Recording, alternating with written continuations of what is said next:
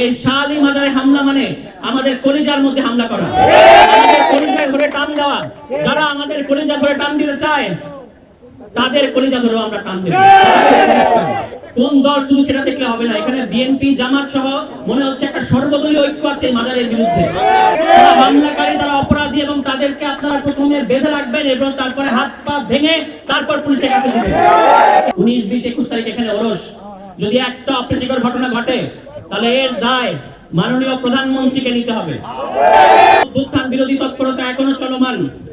অনেকে এটার কারণে মাজারকে অবলম্বন করে, অনেকে এটার কারণে হিন্দু কার্ড খেলে। এইগুলো আমরা বরদাস্ত করব না।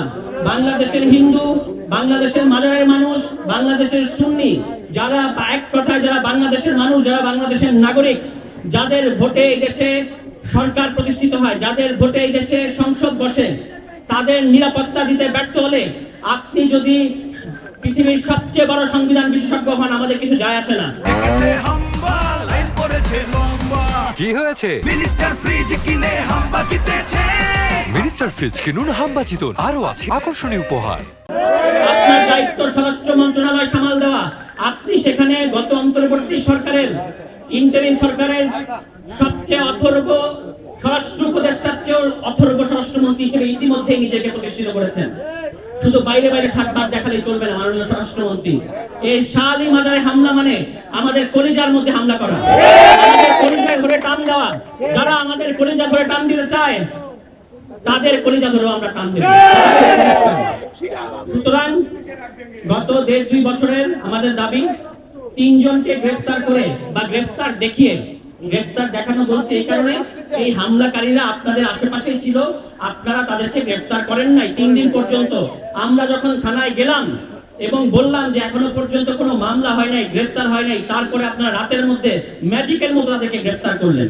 এই কারণে আমি বলছি যে আপনারা এটাকে গ্রেফতার দেখিয়েছেন, তারা আপনাদেরই লোক, আপনারাই তাদেরকে পাঠিয়েছেন, পুলিশ প্রশাসন তাদেরকে পাঠিয়েছে। এখানে কোন দল শুধু সেটা দেখলে হবে না, এখানে বিএনপি জামাত সহ মনে হচ্ছে একটা সর্বদলীয় ঐক্য আছে মাজারের বিরুদ্ধে। আমরা পরিষ্কার বলতে চাই, যদি মাজারকে আপনারা সুরক্ষা না দেন তাহলে আগামী ভোটের সময়ে আমরাও খেয়াল রাখবো যে কাকে আমরা ভোট দেব, কাকে আমরা দেব না।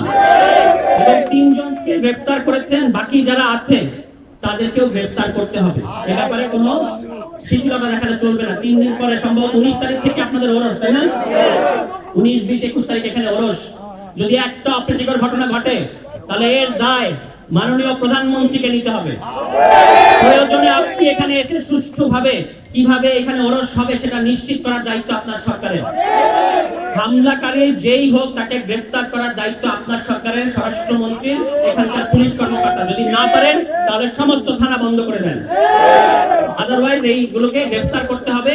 এবং এখানে এরকম ধরনের হামলা যদি আর একটা ঘটে, আমরা যেটা বললাম যে আমরা সারা বাংলাদেশের মাজার এবং ভক্তদের আশেকানদের নিয়ে, বাংলাদেশের সংবেদনশীল মানুষদেরকে নিয়ে মাজার রক্ষা কমিটি গঠন করব এবং তাদেরকে নিয়ে যদি মাজারের নিরাপত্তা দিতে না পারেন তাহলে এই ভক্ত আশেকানদের নিয়ে আমরা আপনাদের সংসদে গিয়ে আশ্রয় নেব।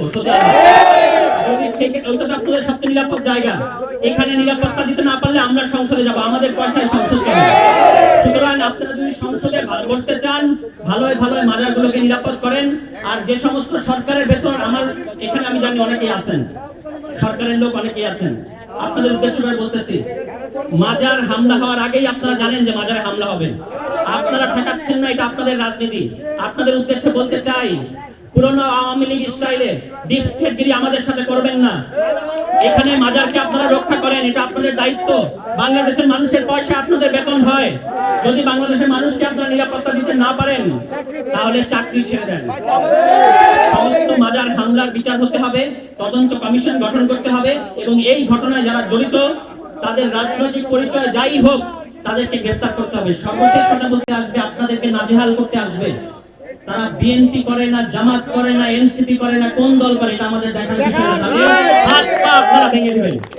যারা আপনাদেরকে এখানে এসে আপনাদের প্রতিদিনকার কাজকর্মকে বাধাগ্রস্ত করার চেষ্টা করবে, তাদের রাজনৈতিক পরিচয় আমাদের কোনো দরকার নাই। তারা হামলাকারী, তারা অপরাধী এবং তাদেরকে আপনারা প্রথমে বেঁধে রাখবেন এবং তারপরে হাত পা ভেঙে তারপর পুলিশের কাছে দিবেন। কেন আগে আপনাদেরকে হাত পা বাঁধতে হবে? কারণ এই পুলিশ আপনারা তো আমার কথা অনেক রাগ করতে পারেন যে আপনারা যে সমস্ত রাজনৈতিক দলকে ঘায়েল করতে চান, আমি হয়তো আগে তাদেরকে গালি দিয়ে কথা শুরু করলাম না। এই ঘটনায় সমস্ত দায় পুলিশকে নিতে হবে। আমি পত্রিকায় পুলিশের ঊর্ধ্বতন কর্মকর্তাদের একাধিক কর্মকর্তার বক্তব্য শুনেছি, তাদের একজনের বক্তব্যের সাথে আরেকজনের বক্তব্যের কোনো মিল নাই, এবং আমি নিশ্চিত হয়েছি যে তাদের আশকারা, তাদের প্রশ্রয়ে এই হামলা করেছে।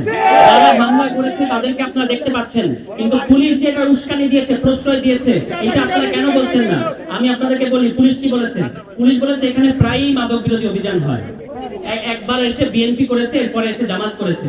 বিএনপি আর জামাতকে কি আপনারা মাদক বিরোধী অভিযান করার লাইসেন্স দিয়েছেন? এটা পুলিশের কাছে আমাদের প্রশ্ন। কাজে এই হামলার দায় পুলিশ এড়াতে পারবে না।